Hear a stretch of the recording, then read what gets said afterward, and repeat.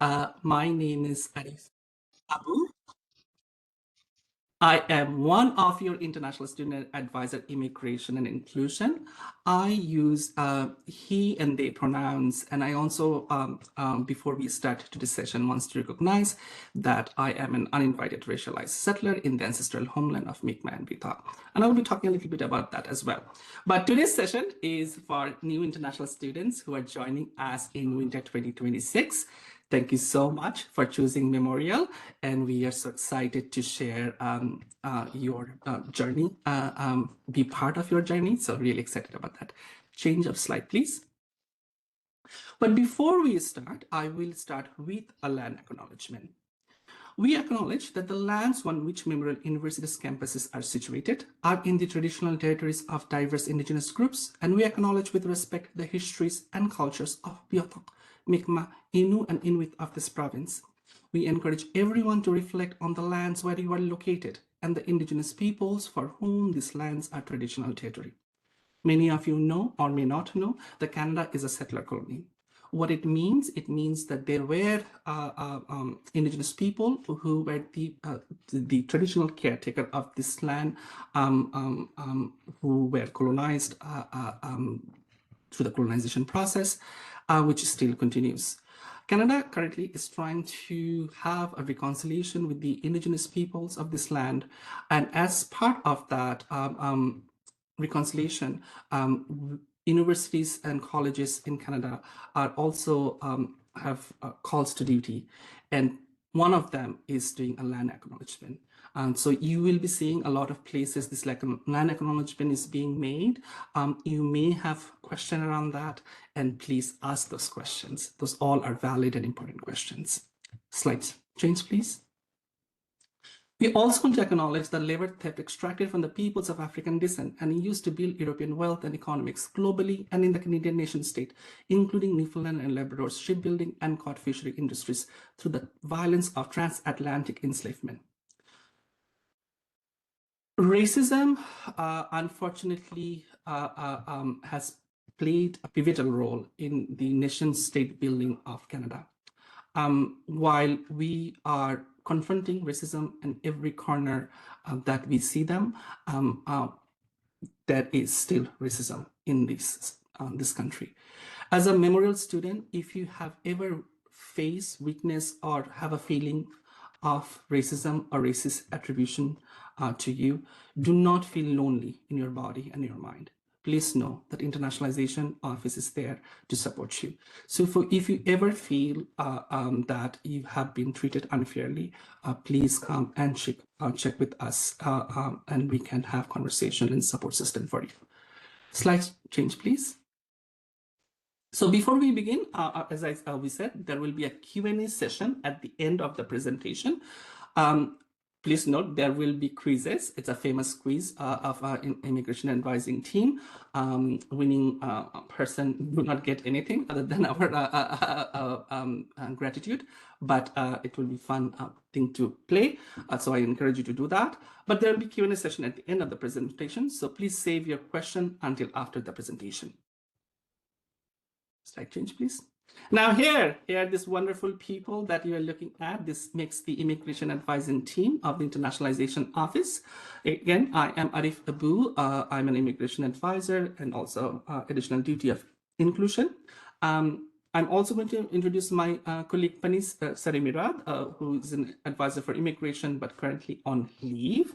And with that, I will hand over to the mic to one of my favorite humans all time, Natasha Clark. Thank you so much, Ruth, and hello everyone and welcome. My name is Natasha. My pronouns are she and her, and I'd also like to recognize that I'm an uninvited settler here in the ancestral homelands of the Beothuk and the Mi'kmaq. And we're very proud as part of the immigration advising team to be able to welcome you and host this session with some very important information we think you need to know as an international student coming in, because you're navigating, not just a new academic environment, you're also navigating this immigration system. And of course, we understand that your journey has already started. We hope many of you, of course, have already applied and hopefully been successful in obtaining your study permit, but the learning does not end there. So this session is here kind of what we're looking to achieve. We want to ensure that you can understand what are the differences between the different documents you will carry now with you to come to Canada. So if you're from a visa requiring country, you will have that visa. If you're from a visa exempt country, you may have an electronic travel authorization or ETA. You also hopefully will likely have a study permit if you're coming to do a program of study more than 6 months. And of course, you have your passport to be able to travel to Canada. So they all play a vital role in terms of your coming here. So we want to look at the difference between those documents. We also want you to be able to identify what it is you need when you're entering Canada, right? We're making an assumption here that this is a pre-arrival information session is for students who have not yet arrived, although there's definitely information in here about even if you are in Canada that you need to know, right? And we hope you engage with that information as well. We also want to discuss, and this is really the vital importance of immigration, right, to your stay here in Canada, is you're applying for a document that will allow you to come to Canada and study. So how you are enrolled at Memorial and how you pursue that program of study is directly related and has implications for your status in Canada and your immigration status, your ability to study, your ability to work. So we're going to spend most of our time talking about that. And it's important to then understand, you know, some of these key terms that are used, like enrollment, right, for immigration purposes, and we'll talk about that. And so, in addition to being able to explore, well, what does it mean for you to be able to work in Canada? We'll talk about a co-op work permit, and that's if your program has work requirements as part of your study. And then we'll talk as well about the post-grad work permit, which might be something you could apply for upon completion of your studies if you wanted to remain in Canada. And also, very importantly, we want you to be able to identify reliable sources of immigration related information, right? Myself, Reef Penice, we are all regulated immigration consultants and advisors. So we are able, under the law, to give advice. But others at the institution who don't have that designation aren't able to provide that advice. So there's a reason for that, and it's there to protect you to make sure you get reliable sources of information. So we want to show you how you can do that and how you can engage with us as an international student, particularly through our online course shell and our various resources, and how you can connect with us once you arrive and throughout your studies. So we will get straight into it. So the first thing is to look at the documents that are part of your journey now in coming to Canada. So before you can even make an application to the Government of Canada to come and study, you require to have a valid passport or identity document, which is not a Canadian document at all. It would be, of course, issued by your home country's government. And you require that passport to even be eligible to apply to come to Canada for a study permit, as well as to travel, right, and seek entry to Canada. And all of your documents are going to depend on the validity of your passport. You'll never see a study permit or a visa issued longer than your passport is valid.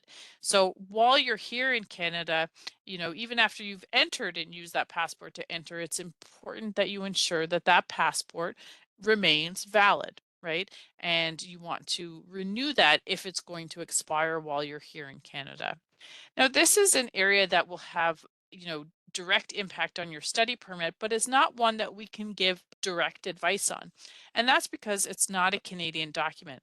But your home country's government, most likely, not in all cases, but in most, will have a representative here in Canada. And that could be in the form of a high commission, a consulate, or an embassy. And their role is to provide services to citizens of their country, right, who are in Canada. And so that could be one source of information to assist you on what is the process for me as a citizen of a certain country to renew or extend my passport. And outside of the representative in Canada, of course, there's your home country's governments and the information back home. So ensure, of course, that you have, you know, your passport when you travel. Keep it safe while you're here in Canada. It's not a document you're going to need to carry around with you, on the streets. You won't be stopped and asked for proof of identity, right? But it is a document that you will need from time to time to prove your identity for travel, for opening a bank account, and for things like that, as well as to give if you ever have to apply for any other Canadian immigration document or some government services. All right. Now, affixed to your passport may be this document if you have reached this stage in your study permit application, which we hope you have, and that would be a visa. So we call this document a visa. Its proper name is a TRV, or a temporary resident visa. Now, not all students coming to Canada will have a TRV. You would only have this if you are from a visa requiring country. There are countries that do not need a visa to come to Canada, but instead of a visa, they would require what's called an electronic travel authorization, or an ETA. So we can't show you that because it's not a physical counterfoil. It is electronically linked to your passport.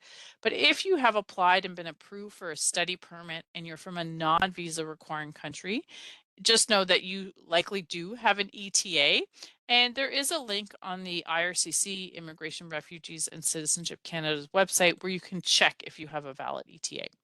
Our students who are citizens of the United States need neither an ETA nor a TRV. So a TRV is what many of our students will travel to Canada on. And as part of your study permit application, you would have likely at some point received a request to submit your passport to a visa application center. And then when you got your passport back, this is what you saw, this counterfoil or sticker on a page on your document. And when you look at this visa, it may be an S-type visa, it might be a V-type visa, right? So it could say student, it could say visitor. It would have an issue date and it would have an expiry date, and it would be either multiple entry or single entry. If it's multiple entry, it means you can seek entry to Canada multiple times during its validity period. If it's single entry, you can seek entry only once during its validity period. So this is needed before you can even travel to Canada, because you need this visa to present at the border to seek entry. It gives you authorization to request entry into Canada. Once you are in Canada, your visa does not need to be valid anymore because you've entered, right? This purpose of this document is to seek entry to Canada. And what gives you status to be in Canada and study is a separate document, your study permit, unless you're coming to Canada for like a exchange semester. So if you've been admitted to come to Canada to do one semester of exchange, then you actually don't need a study permit. You can seek entry on this visa if you're from a visa requiring country, and then you would be allowed to study up to 6 months to stay in Canada.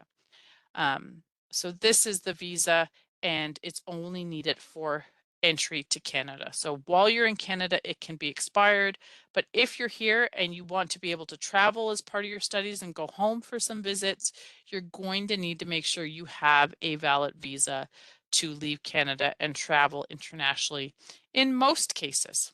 There is one exception to that, but I'm going to save that tidbit, I think, and we'll go to the quiz. Yes, now is the quiz time. So the quiz time, the way we play it as though it's FIFA and FIFA is coming. So, so the way it will happen, I will read a statement and you have to tell me if it's true or false. But you are playing for your country, right? So it's like FIFA. So if you answer, then you get a goal. Your country get a goal. So how I know? So when you're answering yes or no, you will in the bracket you have to write in the name of your country, so I can assign the goals for that country. Okay. Now, if you answer before I finish my sentence, you will get a yellow card and it will be foul. So you will not get the goal. Okay. So just so you know that, let me finish. So first one, Visa is an official counterfoil document issued by a visa office abroad that is placed in a person's passport to show that the individual has met the requirements for admission to Canada as a temporary resident, a visitor, student, or worker. True or false?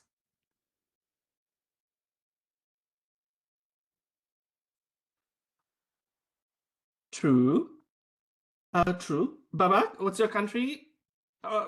People. True. Tommy answered it correctly. Also gave the country name. So 1 goal for Nigeria. It's Nigeria 1. Everybody else 0. Next one. You can enter Canada with an expired TRV. False. Oh, yeah. You cannot enter Canada with an expired TRV. So Ghana 1, Nigeria 1, Africa. It's the time for Africa. So everybody else, what's going on? Next one. Visa authorizes international students to work on or off campus. Somebody says true. Ghana. Yes. And false. True. It says not. Visa authorizes international students to work on campus, on or off campus. Nobody gets it. It's false. Visa does not authorize you, right? Visa is only the entry document. It's the study permit that does. Yeah, Arsha and Zaheen, you scored it once I announced the goal, so I cannot give you the goal. So Ghana won, Nigeria won. Last one. Visa can be renewed from within Canada. True or false? True. True. So Nigeria 2, Ghana 1. Everybody else, try next time.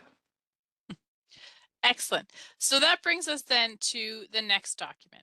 So if you have applied for a study permit, we've established that the first thing you'll get is a request to submit your passport, you'll get the TRV or the ETA, and then you will receive a letter called a letter of introduction or an LOI, which is approving your study permit. Once you have that and you have your visa, then you are ready for travel to Canada. And when you enter Canada, you're going to present that letter of introduction, that letter approving your study permit to the border officer at your first Canadian port of entry. And it's not until you enter Canada then that this study permit would be issued. Okay, and the study permit will be printed at the border and will be handed to you, and it will look something like this, right? The study permit will have a date of issue, which would be the date you arrive. It'll have an expiry date on it. It will have a list of conditions and remarks. So it's really important to really look carefully at the conditions and also make sure your name and everything is spelled correctly and to make note of the expiry date. So visa authorizes you to seek entry to Canada. Your study permit is your status document. It is what authorizes you to study in Canada. It is what authorizes you to work in Canada if you're eligible, and we'll talk about that in more detail. Your study permit will have an expiry date, just like your visa will have an expiry date, but it's okay if you're in Canada on an expired visa, but it is not okay if you're in Canada on an expired study permit, especially if you're here to study, because you need to ensure that you maintain this status as a student to be able to maintain your authorization and ability to study and to work. So hopefully your study permit is issued long enough for you to complete your program. It is typically issued for 90 days beyond estimated completion, but sometimes it's shorter than that because maybe your passport's expiring, or maybe you had to defer your admission, so you got a shorter study permit, or you need a bit longer to finish your studies. So in those cases, you will need to apply to extend your study permit, and you can do that from inside of Canada, and we can guide you on that process. But you need to do that extension prior to expiry.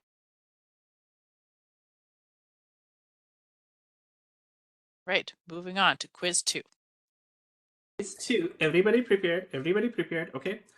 Study permit allows you to enter Canada. False. False, Bangladesh. Bangladesh get 1 goal. First goal for Bangladesh. Yes, it's false. Study permit does not allow you to enter Canada. It's the visa which does it. Second one. Study permit authorizes you to work if you meet the conditions. True, true, true. Ghana won, Bangladesh won. Next one. Study permit cannot be renewed from within Canada.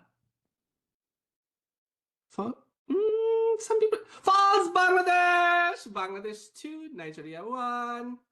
This round, Bangladesh goes to Bangladesh. Excellent. All right, so we've already talked about how if you've applied for your study permit, you've got the visa, you have what's called your letter of introduction, right? And the study permit doesn't get printed till you come through your first Canadian port of entry. So for those of you who have not yet come and been issued the study permit, you may be wondering, well, how do I prepare for your arrival? Now, your letter of introduction is going to reference a section of the IRCC website, which is preparing for your arrival. So we strongly recommend that you review that website and that you read that information about what is expected when you come through your port of entry. The next piece of advice we have is you want to ensure that that letter of introduction or that LOI is still valid. So the date will be there, right? Provided that is still valid, you're still intending to come to the same institution, right, that you applied for that study permit based on, then you can use that letter of introduction then to come into Canada and hopefully get your study permit issued. You also need to ensure if you did a medical exam as part of that study permit application, that that medical exam is not expired when you're seeking to enter. So typically the letter, the LOI itself, can be valid for a year, 2 years, 4 years, sometimes valid till the length of your program often. But a medical exam is only valid for a period of 1 year. So if you have your approval, but you've delayed your travel to Canada or you deferred your admission, then you might be coming when your LOI is valid, but you may not be coming when your medical exam is valid. And you don't want to do that because you likely will not be allowed into Canada.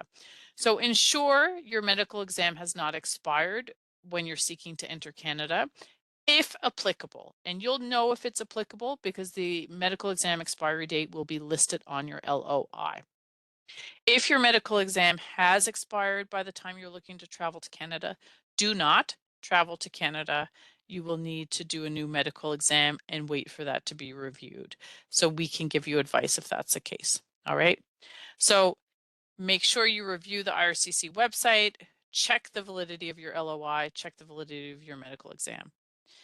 When you are crossing into the border, ensure that you have a hard copy, so print it and travel with it, of your LOI.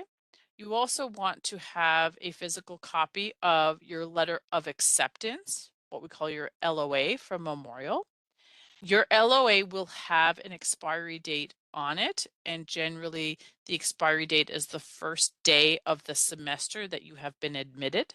So if you're admitted for winter 2026, the expiry date of that LOA should be January 6th. If you're traveling after the LOA expiry, we recommend you also carry a current enrollment letter in addition to that LOA. So an enrollment letter is a letter showing you are registered in courses or in your program, okay?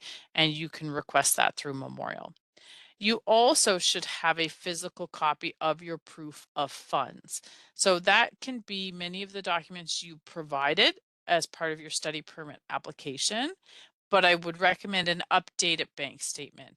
The officer wants to see that you have immediate access to funds to, of course, cover your settlement and return travel outside of Canada if needed.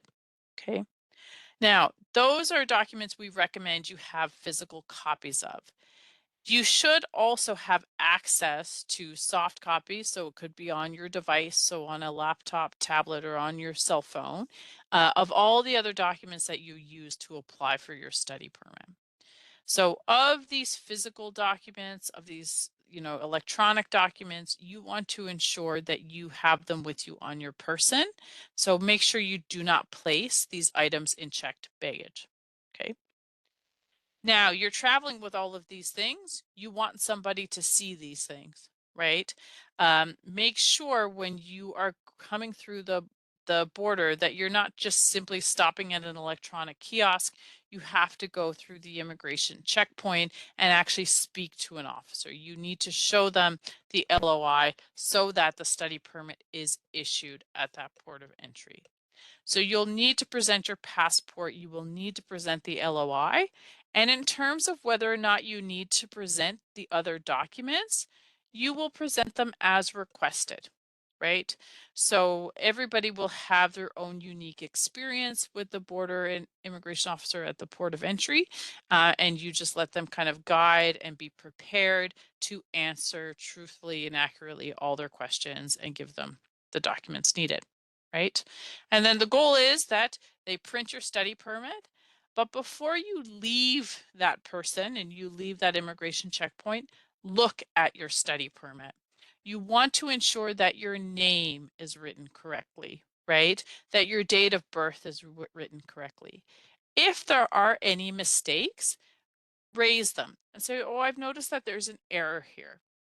If the border officer can assist you, certainly they will, but it does happen sometimes where they say, no, we're not able to adjust this.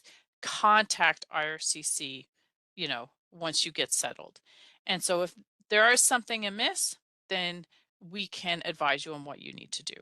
But I would certainly recommend that you look it over and use that opportunity to ask questions if needed. All right. So we've covered off looking at arriving, kind of the documents that you'll have prior to arrival, and where your study permit will be issued. Now we want to get into important things to know as an international student. What does that study permit authorize you to do?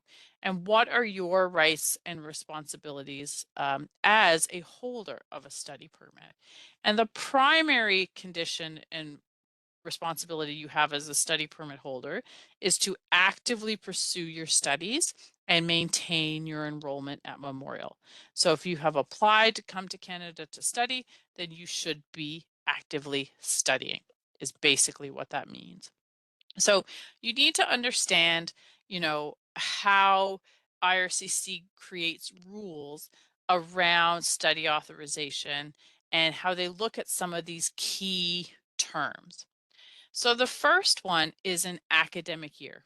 And at Memorial, an academic year follows a different format than the calendar year.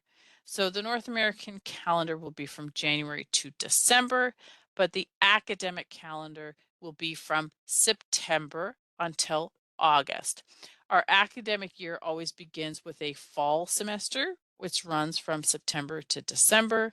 Then we have our winter semester, which is January to April. Then we have our spring semester, which is May to August. All right. Throughout that academic year, for some programs, each of those semesters is a regular academic semester.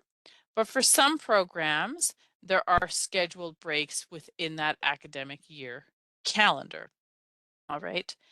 A regular semester for all students will be fall and winter. Spring is a regular semester for any graduate students, but for most undergrad students, it is a optional semester or scheduled break, unless you have a very structured program. Okay. And even if it is a scheduled break as an undergraduate student, you may still choose to take courses in that spring semester. But our graduate students will be enrolled throughout their studies unless they are approved a leave of absence. So your regular academic semesters, it is very important that you be a full-time student throughout your regular academic semesters. And what makes someone a full-time student is different depending on their level of study. So our undergraduate students coming to pursue, for example, a bachelor's degree, full-time status is defined as a minimum of 9 credit hours. Okay, so you need to be enrolled in courses that amount to a minimum of 9 credit hours. Full-time status for a graduate student is defined as someone who works no more than 24 hours a week. So it's actually not based on credit hours because, of course, we have graduate programs which are research-based, so there might not be any courses, right? Or we have course-based programs where you might only take 1 or 2 courses in a semester. Full-time status for graduate students is based on how you are pursuing your program, how you applied, with the understanding that you are devoting the majority of your time and attention to your scholarship, and so you're not working more than 24 hours a week. Part-time status then would be for a grad student would be somebody who has applied and is pursuing the program on a part-time basis. And for an undergrad student, it would be less than 9 credit hours in a regular academic semester. Okay. In terms of scheduled breaks, we have determined that grad students have no scheduled breaks. So once you start on January 6th, you maintain rolling registration until you finish your program. Our undergrad students may have scheduled breaks. The time in between semesters can be scheduled break. The spring, if it's not a structured program, is optional or a scheduled break. We also have reading week in the winter semester in the middle of the semester, which is a scheduled break. A leave of absence. A leave of absence really refers to a time when you are not studying, right? And it's not a scheduled break. For a grad student, you have to apply for and be approved for a leave of absence, so it's an authorized leave. For our undergraduate students, there is no authorized leave process, so if you take a leave from your studies, it is unauthorized. This has, very big implications for your immigration status because, of course, your study permit does require that you come to study and you maintain your status as a student. You could face an academic suspension, which means you're not permitted to register, and that can happen as a result of academic misconduct. So you have to make sure you understand very clearly the academic rules and regulations. Okay, but being part-time, being on a scheduled break, taking a leave of absence, whether it's authorized or unauthorized, or being on suspension are all going to potentially impact you and often in negative ways to your immigration status. Okay, so that's why we wanted to go over those key terms first. The next thing then we want to do is to look at what are the various things you need to know about your study permit. So we've talked about your rights and responsibilities and the conditions there, right? So we just want to review those. The first, of course, is that your study permit has an expiry date on it. And hopefully it's issued for the length of time you need to do your program, but maybe it's not, or maybe you end up finishing it sooner, right? So what does that mean for your study permit expiry or your study permit validity? The very first thing I would say is know what your study permit expiry date is, right? And ensure that if your study permit is set to expire, that many months in advance, you apply to extend that study permit if you need to.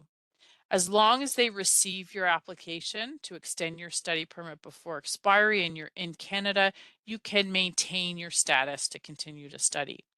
But if your study permit expires and you've not applied to extend it, you are then out of status, which means you have to stop studying. You can't work. There is a period where you could stay in Canada, not studying, not working, and restore your status, but you really want to avoid doing that. So that's really in a case where your study permit isn't valid for long enough. But it does happen that students do finish even earlier than their study permit expires. And it's important to note that by law, your study permit will become invalid the earlier of the date on the document or 90 days from completion of your studies. It can also become invalid once you cease studying, even by way of not completing your studies, right? So it's really important to know that your study permit validity is very much tied to you continuing to be a student. And if you finish early, or stop studying, your study permit will become invalid. Okay. The second thing is that you have to actively pursue your studies. So your study permit was granted based on admission, say, to a 4-year bachelor's, right? The way to do a bachelor's degree in 4 years is to be full-time. Actually, it's designed so that you do 5 courses in the fall and 5 in the winter. Now, you can work with your academic advisor and maybe do, 3 or 4 in the fall and still be full-time, 3 or 4 in the winter, and then do some in spring if you can make that work for you, right? But if you're admitted to a 4-year bachelor's, you should be making every effort to complete that program within that 4-year time frame, right? So it has to be reasonable progress in your program.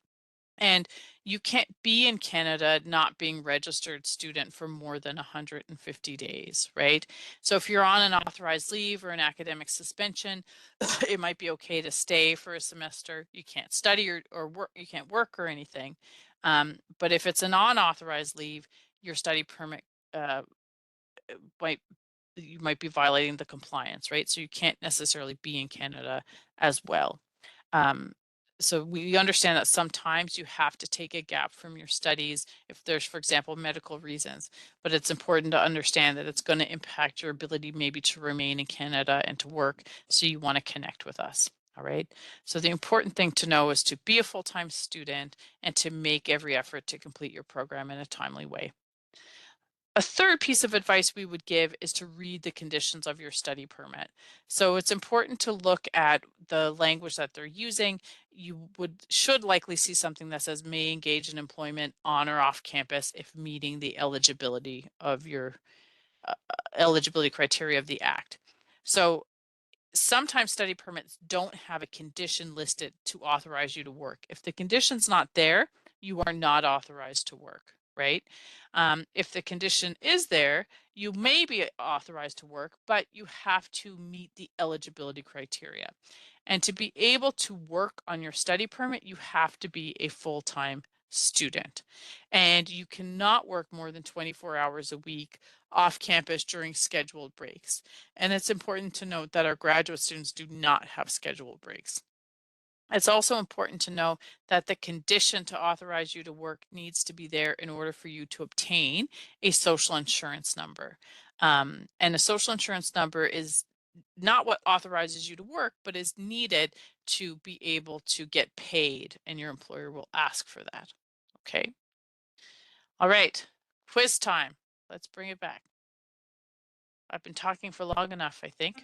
Yes, quiz time, quiz time. I know there are some questions coming in. We will respond to your questions. Your questions are extremely important to us, but at the end of our presentation. So the quiz time. Everybody ready? Get ready. Okay, first one. Undergraduate students can work full-time during their scheduled break. True or false? True. Yes, Iran. Iran got the first goal. Yes, undergraduate students can work full-time during their scheduled break if their study permit authorizes them to do so. Number 2 question. I'm going to start now. Graduate students. Arsha, you are disqualified because you responded before I finished my sentence. Just joking. Try again. Okay. Graduate students do not have any scheduled break and as a result cannot work more than 24 hours off campus during their program study. True or false? True. I think Bangladesh just answered me a little before I finished my sentence, so I'm going to give it to Nigeria. Sorry, Bangladesh. Part-time students are eligible to work. False? Yes. Part-time students are not eligible to work unless it is their scheduled break. Then if you're a part-time student, you're eligible to work. So Iran 2, Nigeria 1. Iran is probably winning this unless Nigeria can make a change in the end. So be prepared. Students who are on leave, authorized or unauthorized, are not eligible to work on and off campus. True! Bangladesh gold! Okay, Bangladesh gold. So Iran 2, Bangladesh 1, Nigeria 1, and this round goes to Iran. Excellent.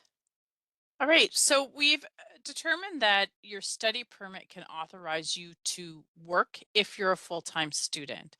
If you're a full-time student, then you are limited to 24 hours a week during your regular academic semesters, but you may be eligible to work full-time during a scheduled break, but only if you're full-time before the break and you'll be a full-time student after the break, and the break has to be um, scheduled as part of your studies. And so we've determined that our grad students don't have any scheduled breaks, so we'll always be limited to 24 hours a week.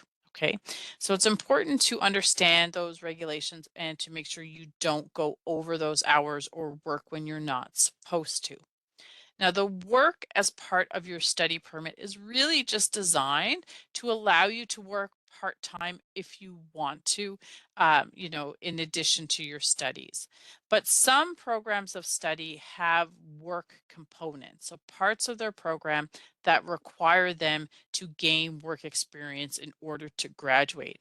And if your program includes such a work experience component, it could be called a co-op, it might be called a placement, it could be paid, it might not be paid, right? But regardless of what it is called, additional work authorization is needed. The work authorization as part of your study permit will not cover the work you need to do for a work placement that's part of your program. And you then need to apply for and obtain a separate work authorization, which is called a co-op work permit. Now, if you have been admitted directly into a program that requires this co-op work, you may have applied for this co-op work permit along with your study permit from outside of Canada. So when you come into Canada, you may get issued a study permit and you might get issued a co-op work permit. But more often than not, students aren't admitted into the co-op program until perhaps they have arrived in Canada. So if you are admitted to that co-op program, as soon as you gain that admission, you want to apply for that co-op work permit, and it can be done from within Canada. So you would need to hold a valid study permit that names Memorial, and then you would need to provide a letter that confirms you have to do this work placement as part of your program. And you make an application and you wait to get the work permit issued, and then you have the proper authorization to do that work placement as part of your program of study. The good news about the co-op work permit is it is another application, but there's no fee attached to it. So it's a relatively easy and straightforward application, and we can certainly help you with that. But the not so great news is it can take many months. You may have felt that you waited a long time outside of Canada to get your study permit approval, but unfortunately in Canada, processing times are often longer than they are in many other countries, and particularly for the co-op work permit. So it is important that if you have to do work as part of your program of study, you apply for it and get this work permit early, and we're there to help you with that. All right. So back to quiz already. So fast. This is almost, I feel like almost the end of it. So prepare, prepare. So to obtain a co-op work permit, you must be in a program where co-op is a mandatory part of the studies. True or false? True. Bangladesh, Bangladesh, Bangladesh. Good job. Now, let's see if Nigeria, Iran, Ghana, Iran, Sri Lanka, you can take this. The application fee for the co-op work permit is $500. False, false. It is for Bangladesh takes this round. Co-op work permit is free. That's all. Excellent. All right. So we have talked about your study permit needing to be valid while you're a student, the conditions of your study permit that you have to maintain your full-time status, actively pursue your studies, make reasonable progress. You understand your study permit might authorize you to work if there's a condition, but you're going to be limited in the number of hours you can work. And we've talked about how if you have a program of study where work is a requirement, you will need this other co-op work permit. So the last type of immigration document we're going to discuss here is the post-grad work permit, or the PGWP. Now, this is not something that you're going to apply for until after you have completed your studies, and only if, one, you're eligible for it, and two, you want it. right? You don't have to apply for a PGWP after you graduate if you don't want the opportunity to stay in Canada, right, and work. And also, you might not necessarily be eligible for it. So it's important to understand that not every student who comes and completes a program of study at Memorial is going to be eligible for the postgrad work permit. So it's really important that if this is something you want to do, that you are mindful of the eligibility requirements for the postgrad work permit and you work to complete your program in a way that's going to keep you eligible. All right. Now, not all programs at Memorial are going to be postgrad work permit eligible. The program has to be at least 8 months long. It has to be an in-person course or mostly in person, and it has to be full-time. If it's a bachelor's, master's, or PhD that meets those criteria, then it's going to be postgrad work permit eligible. But if it is a diploma or a certificate, even if it meets those criteria, it might not be eligible because it would likely needs to meet a separate requirement called a field of study requirement. So in Canada, only those diploma or certificate programs that meet a long-term labor market shortage would be eligible for a PGWP. All right. So the program itself has to be eligible. You also have to be continuously full-time throughout your program with very few exceptions. You have to do your program in Canada and you have to take and study the majority of your courses or program in person. Memorial does have many programs, well, I guess some programs that can be done entirely online, some that are designed to be blended, so online and in person, and others that just have the option to take online versus in-person courses. So you should definitely be taking the in-person courses and ensuring that at least half of it are in person if you want to be eligible for a postgrad work permit. In addition to having the program be eligible, having you be full-time and doing it mostly in person, there are other eligibility criteria, right? So when you go to apply, you can't have had a postgrad work permit before. Certain individuals who are here generally under Government of Canada, Global Affairs sponsored scholarships aren't eligible. But you also have to, when you apply for your postgrad work permit, show proof of your language ability. So even though, you know, at this point you will have completed a program of study in English, you would have to write an English language proficiency test or a French language proficiency test and meet the minimum score in order to apply for your PGWP. So this information I think is important to know as a new student, to be prepared, and then particularly when you're nearing the end of your program, it's a big transition you make from being a student to maybe applying and staying in Canada as a worker. And there's a lot of things to think about and be prepared for. And preparing and taking your language tests is one of them. And so we do have a lot of information sessions that we host about the postgrad work permit and can also meet with students kind of one-on-one, right? All right, second penultimate quiz. I think we have another one after this. Yeah. Hey. The question is, can Bangladesh take the trophy? So let's see. Post-graduation work permit is an open work permit. False. True, kids. True. Yes, Babak, it's true. Post-graduation work permit is an open work permit. So first goal goes to Iran. Now, next one. Post-graduation work permit is a one-time opportunity. True. Bangladesh gets it. Post-graduation work permit is actually a one-time opportunity. You cannot renew your PGWP. If you get it once using, say, your undergraduate degree, you cannot get it for doing a graduate degree. So only one time. To obtain PGWP, students must be continuously a full-time student except during their scheduled break and the last semester of studies. True or false? True. Yes. Bangladesh takes the trophy. Congratulations, Bangladesh. All right, so we're nearing the end, which means we're getting to the question and answers. So I hope that we have provided you with some of kind of the basic information I think and is important for you to have a knowledge of, right? And that is the difference between your passport, your visa, your study permit.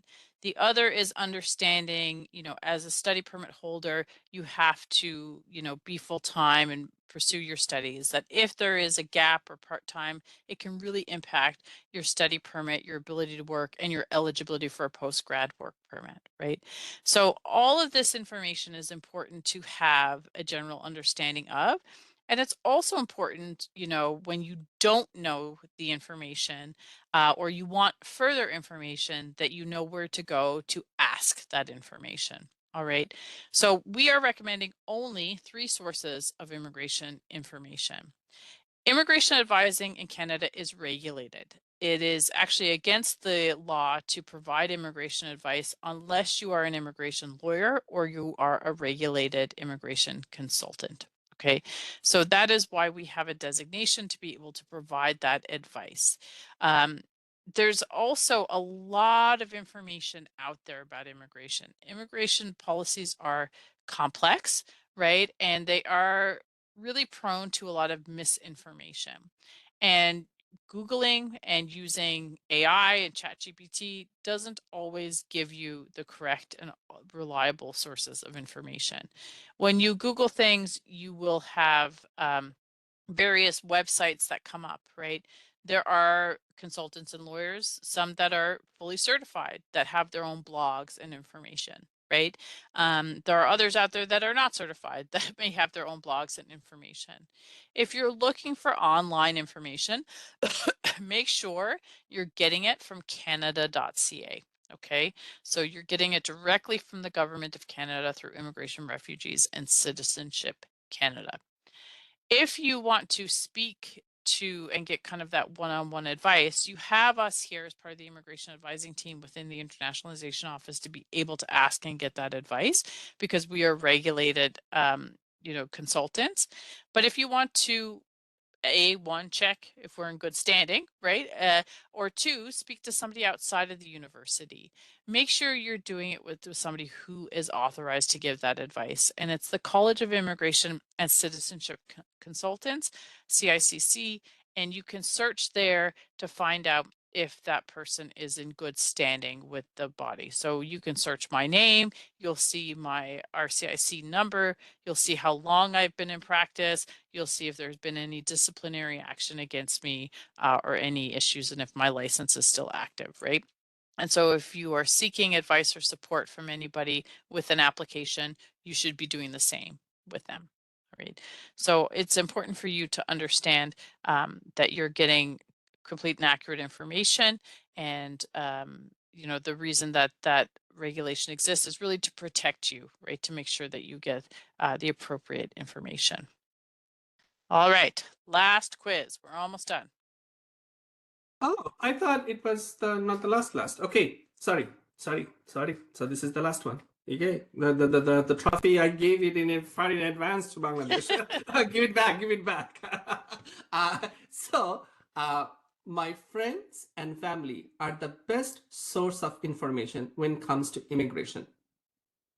False, Jahin, you're right. But my friend, I'm a family. So you can ask me, right? Natasha is also a family. You can ask Natasha, right? So if your family is not an immigration consultant, do not ask them about immigration question. Come to us. It is illegal to provide immigration advice without having appropriate license and authorization. True or false? True. Jahini can keep the trophy. Yes, it is true. It is illegal to provide immigration advice without having an appropriate license. You can go to jail for 5 years. Yes. Never happened, but it's a possibility. I'm sure it'll happen sometime. All right. Excellent. So as we're winding down, we just wanted to make you aware of this Brightspace course shell. So Brightspace is really the term used for the software that Memorial uses to host its online learning environment. So if you're taking a fully online course, you'll have the course here. Even if you have an in-person course, your professor might have a course shell where they're uploading resources and information. So if you log in to online.mun.ca with your Memorial login details, you will see a list of courses there. Now, you might not see this one yet, but we will add you. Once we run the reports and see what students are registered for the winter, we're going to ensure you have access to this course shell called Immigration Support for International Students. We have recordings of presentations. We have a calendar of different sessions where we host in-person or virtual sessions. We do regular sessions on post-grad work permits. We're going to have a session in January once we schedule it in person, and we really hope you come to join us, where we're going to be kind of equipping you with all this information you need to know as a new international student. And we bring in guest speakers. So we don't advise on permanent residency, but we understand students have those questions. So we often bring in immigration lawyers or various government representatives to do sessions for us. So you'll see all that information there. If you have a question, there are multiple ways that you can connect with us, right? We are a team of 3. One of our advisors is on leave. We understand that we are the only ones who can answer your immigration questions. We get busy, but we want to be as available and accessible to you as possible. So please do not hesitate to reach out with any question. The worst thing you can do is rely on your friend's advice if they had a good experience. Not always going to be the case, so you want to get the support if you have a question or you need to extend your study permit. So we do lots of appointments throughout the day. You can book an appointment online. You can see our schedule, find a slot that works for you, book an in-person appointment, book a virtual appointment. We meet one-on-one for 30 minutes. We have drop-in hours. So if you can't get an appointment, they do book up. Typically Monday to Friday from 12 to 1, there's an option for you to meet virtually with an advisor or in person. So you see the schedule on our website. We will host different sessions. So like I said, you'll get the 2 of us like this in a session where you can ask lots of questions, and we'll do that throughout the semester. We have those sessions recorded, and you can watch them at Brightspace. You can email us at immigrationadvising@mun.ca. So there's lots of ways for you to connect with us. Right. So thank you so much for taking the time to join us today, for listening. Now we do really want to get into the questions. So I'm going to stop sharing my screen